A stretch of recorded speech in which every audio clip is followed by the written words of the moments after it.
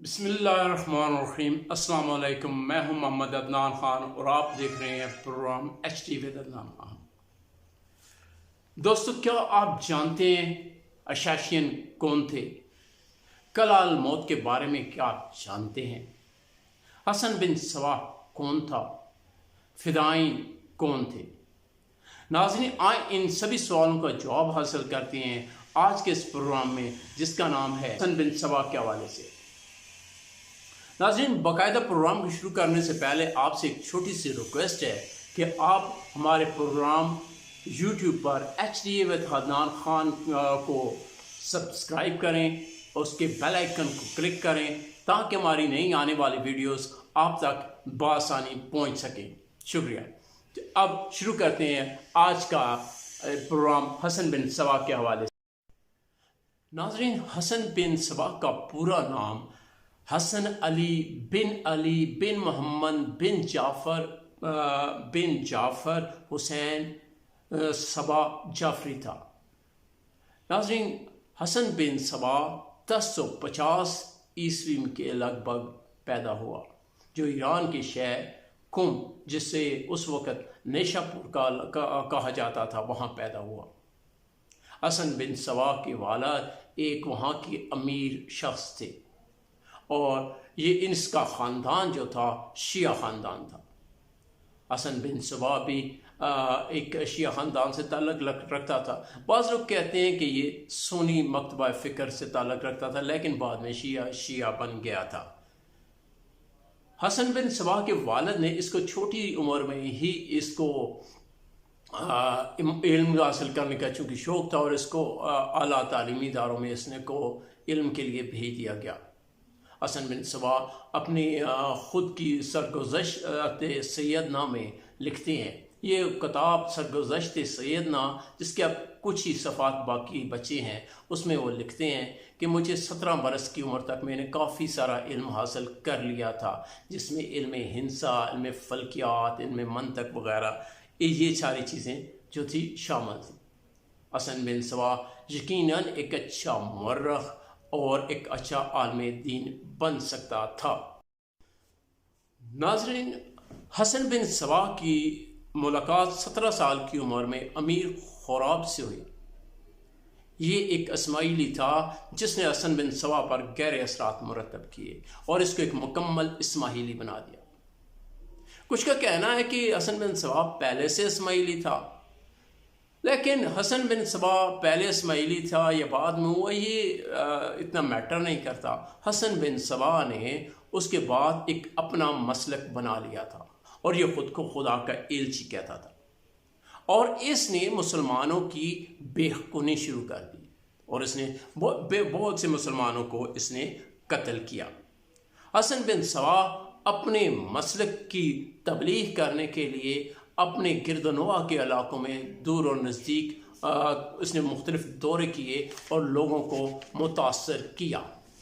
انہی جو اس کے دورے تھے، اس میں اس نے سب سے زیادہ جو اس کے ذہن میں آیا کہ مجھے یہاں پر جو ہے وہ جانا چاہیے، وہ اس کا علاقہ تھا قاہرہ، مصر کا شہر قاہرہ۔ وہاں اس نے جانے کا پروگرام بنایا، اور یوں حسن بن سبا جو ہے وہ قاہرہ چلا گیا۔ حسن بن سبا کے کارنامے قاہرہ میں اس سے پہلے پہنچ چکے تھے۔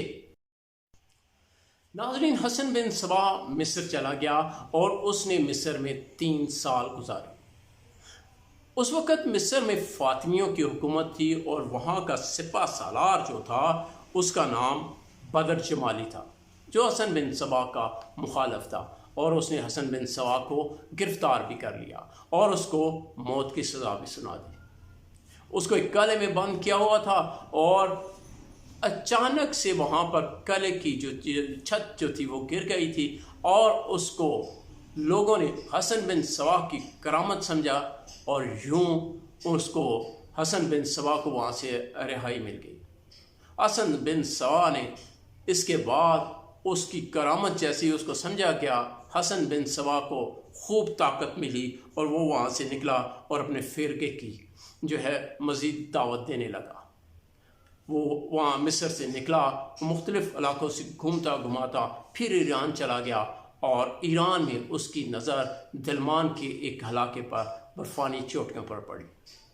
دلمان کے اسی برفانی چوٹیوں میں اس کی نظر ایک قلعے پر پڑی جسے قلعہ الموت کہتے ہیں، اور اسی کو اس نے اپنا مستقبل کا مسکن بنانا کے بارے میں سوچا۔ ناظرین، قلعہ الموت، اس کے بارے میں اگر میں آپ کو معلومات دینا چاہوں تو یہ کچھ پہلے تو ذہن میں یہ آتا ہے کہ قلعہ الموت یعنی موت کا قلعہ نظر آتا ہے، لیکن یہ ایسے نہیں ہے۔ یہ دو زبانوں کا مل کر ایک لفظ بنا ہوا ہے، ایک دلمانی زبان اور ایک فارسی۔ اس کو کہتے ہیں قلعہ الموت۔ دلمانی زبان کا لفظ ہے جس کا مطلب ہے عقاب، اور موت کے معنی ہے سکھایا ہوا۔ یہ فارسی زبان کا لفظ ہے، یعنی عقاب کا سکھایا ہوا۔ جس بندے نے یا جس شخص نے اس قلعے کو تعمیر کیا، اس کی نظر جب یہاں پر پڑی اور اس نے یہاں سے ایک عقاب کو اڑتے ہوئے دیکھا تو اس کی نظریں اس علاقے پر پڑیں، اور اس نے اس جگہ کو سوچا، اور سوچ کر اس کے ذہن میں یہ بات آئی کہ اس علاقے کو کوئی فتح نہیں کر سکتا۔ چنانچہ نے اس علاقے میں ایک قلعہ تعمیر کیا، اور اس قلعے کو قلعہ الموت کہتے ہیں، جس کا مطلب یہ بنا ہوا ہے کہ عقاب کا سکھایا ہوا۔ علاقو خان کا ایک درباری ہے عطا محمد جویو، جس نے اپنی کتاب میں لکھا ہے، جو اس کی کتاب ہے تاریخ جہاں کشائی، اس میں وہ لکھتا ہے کہ اس قلعہ الموت جو ہے اس کی کچھ شکل و شبات اس طرح سے ہے، بناوٹ اس طرح سے ہے کہ جیسے ایک اونٹ بیٹھا ہوا ہوتا ہے، اور جس کو فتح کرنا یا تسخیر کرنا بہت مشکل ہے، بہت مشکل ہے۔ ناظرین، حسن بن سبا نے جب قلعہ الموت کے اندر وہ داخل ہوا، قلعہ الموت بھی اس کے ایک ماننے والے کا قلعہ تھا، اس کی وجہ سے وہ قلعہ الموت میں داخل ہوا۔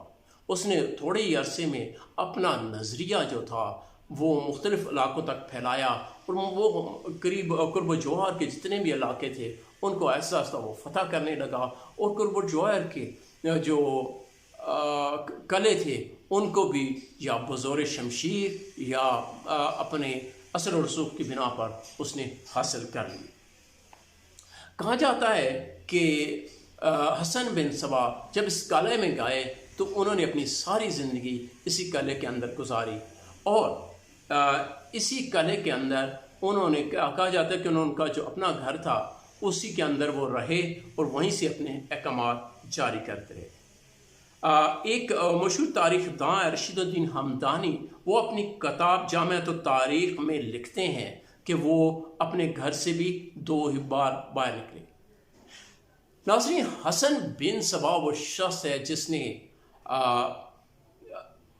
قلعہ الموت کے اندر ہی ایک مصنوعی جنت بنائی، اور اسی جنت سے اس نے لوگوں کو بہکانا شروع کیا، اور یہ جوان بچوں کو یہاں پر لے کر آتا تھا اور وہیں سے ان سے مختلف کام کرواتا تھا۔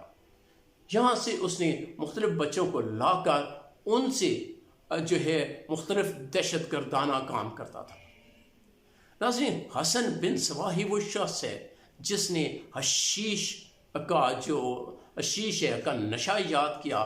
یہ وہ پہلا شخص تھا جس پر یہ معلوم ہو گیا تھا کہ شیش سے ایک نشہ بھی ہے اور اس سے بیہوش بھی کیا جاتا ہے۔ اس کو وہ استعمال کر کے لوگوں کو بیہوش کر کے یہاں پر لاتا، ان کو جنت کی سیر کراتا، اور پھر جا کے باہر رکھ دیتا، اور یوں مختلف نوجوان بچے اور بچیوں کو لاتا اور ان سے اپنی من مانی خواہشات پوری کرتا تھا۔ یہ مختلف بچوں کو لاتا اور ان کے ذریعے مختلف بادشاہوں کو قتل کرواتا تھا، اور جس سے اس کی دہشت نہ صرف ہندوستان بر صغیر، اس کے علاوہ پورے ایشیا بلکہ یورپ تک اس کا اثر و رسوخ پھیل چکا۔